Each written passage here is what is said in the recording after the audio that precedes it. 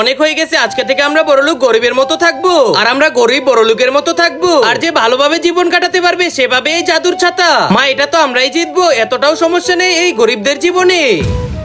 মা, এখানে তো থাকার মতো কোনো ছাদ নেই। আমি এত সুন্দর ছাদ প্রথমবার দেখছি। আমরা দুদিন ধরে কিছুই খাইনি, কিছু সবজি দেন। এখন বুঝতে পারছেন ম্যাডাম, আমরা এমনি এমনি এভাবে ভিক্ষা করতাম না, পেট চালাতে আমাদের এসব করতেই হতো। যাই হোক না কেন, মনে রাখো আমরাই জিতবো। মা, আমাকে এসব কি বই কিনে দিয়েছো? কম দামি বই? এইসব দেখে তো আমি কিছুই বুঝতে পারছি না।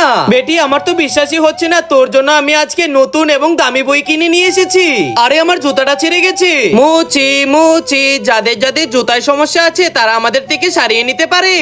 আমার জুতাটা ঠিক করে দাও এবং পরিষ্কার করে দাও। ম্যাডাম, আপনি এখন হারে হারে বুঝতে পারবেন একজন গরিব পেটের দায়ে কি কি করতে পারে। ম্যাডাম, এসব কি হচ্ছে? আপনি আমার মেয়েকে মুরগি কেন বানিয়েছে? কারণ ও 6 মাস ধরে ফিস দেয় না। আমার এই আল্লাহর ঘরটিকে ভালোবাসতে লাইক সাবস্ক্রাইব করে দাও।